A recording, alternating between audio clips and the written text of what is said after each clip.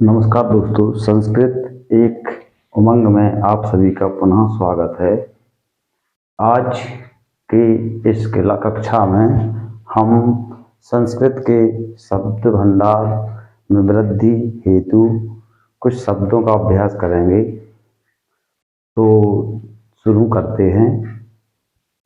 सबसे पहले इस शब्द भंडार अधिक होने से जो संस्कृत पढ़ने में बहुत ही आसानी होती है और जो बच्चे होते हैं, बच्चे बार बार इस वीडियो को देखेंगे तो 2 या 3 बार में उन्हें इतने शब्दों का अभ्यास हो ही जाएगा, ये मेरा विश्वास है। तो शुरू करते हैं इन शब्दों का अभ्यास और उनके हिंदी में अर्थ। तो सबसे पहले फलों के संबंधित है शब्द और अर्थ।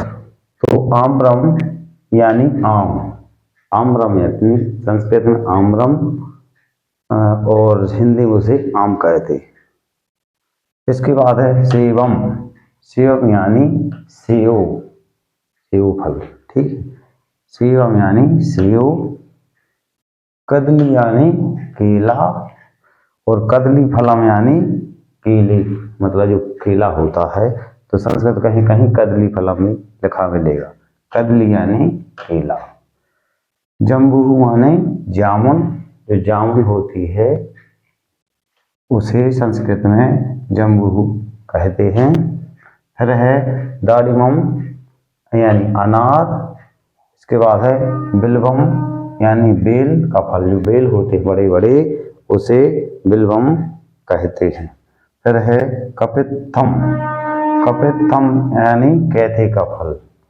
इसके बाद है द्राक्षा, द्राक्षा मतलब जो अंगूर होते हैं छोटे छोटे, उसे संस्कृत में द्राक्षा, द्राक्षा बोलते हैं, उसे अंगूर कहते हैं। इसके बाद है बदरी, बदरी यानी बेर, जो छोटे छोटे होते हैं, बेरी। इसके बाद है कुछ सब्जियों के नाम भी देख लेते हैं। तो आलूकम यानी आलू, जो सभी जानते हैं, उसे संस्कृत में आलूकम बोलते हैं। इसके बाद है रक्तांग, रक्तांग यानी टमाटर, जो लाल होता है रक्त जैसा, उसे रक्तांग यानी टमाटर। और कूष्मांडा, कूष्मांडा यानी कद्दू। और मूलकम यानी मूली। और गृंजनम, गृंजनम यानी गाजर। इसके बाद और देखते हैं भिंडिका, भिंडिका यानी भिंडी। पालकी यानी पालक। और वृत्तकम, वृत्तकम यानी भटा या बैगन। इसके बाद है कारवेला यानी करेला, कारवेला यानी करेला, जो कड़वा होता है। इसके बाद है मरीचिका यानी मिर्ची, जो बहुत मिर्ची के नाम से परिचित हैं सभी। तो मरीचिका यानी मिर्ची। अलाबुहु माने, अलाबुहु यानी लौकी। इसके बाद कुछ शिक्षण जो बच्चे विद्यालय में अभ्यास करते हैं उसकी कुछ वस्तुएं हैं। पुस्तकम यानी पुस्तक या किताब। लेखनी यानी कलम, ये लेखनी, इसे संस्कृत में लेखनी कहते हैं। और ये कलम, और इसी को पेन भी बोलते हैं। फिर है अगला उत्तर पुस्तिका, उत्तर पुस्तिका मतलब जो जिसमें बच्चे लिखते हैं उसे संस्कृत में उत्तर पुस्तिका बोलते हैं। उत्तर पुस्तिका यानी कॉपी। और करदम, करगदम यानी कागज। इसके बाद है मसी यानी स्याही। इसके बाद कुछ और देखते हैं। रोटिका, जो रोटी होती है उसे संस्कृत में रोटिका बोलते हैं। रोटिका यानी रोटी। रोटिका माने रोटिका यानी पराठा, जो पराठे बनते हैं, पराठा। इसके बाद है पूरिका यानी पूरी, उसे पूरी भी बोलते हैं। पूरिका यानी पूरी। और साकम यानी सब्जी, साकम, साकम यानी सब्जी। सूपा यानी दाल, जो पकी हुई, बनी, मतलब बनी हुई। सूपा यानी दाल। और ओदनम यानी भात, जो चावल की चावल पकाते हैं उसे संस्कृत में ओदनम कहते हैं। वह भात हिंदी में भात समझते हैं। अवलेह यानी अचार या अचार जो होती है उसे अवलेहा कहते हैं। चटनी भी होती है जो अचार चटनी। इसके बाद है कसकुली यानी कचौड़ी पूरी। कसकुली यानी पकौड़ी, कचौड़ी या पूरी।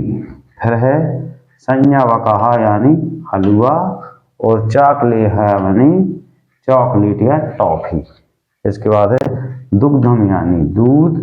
दुग्धम संस्कृत में जो दुग्धम शब्द का उपयोग किया जाता है उसे हिंदी में दूध कहते हैं। फिर है लवणम यानी नमक, जो नमक होता है उसे लवणम कहते हैं। फिर है रसगोलकम। रसगोलकम यानी रसगुल्ला।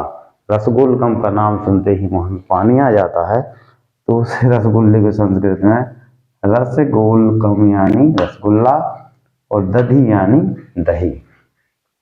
तो इस प्रकार के बच्चों से यह आग्रह है कि जहाँ कहीं भी संस्कृत में जो भी शब्द मिलें, शब्दों के अर्थ मिलें, वह अपनी नोटबुक में नोट करते रहें। इससे क्या होगा, संस्कृत की जो भंडार है, संस्कृत के भंडार मतलब संस्कृत का जो डिक्शनरी है उसमें वृद्धि हो जाएगी।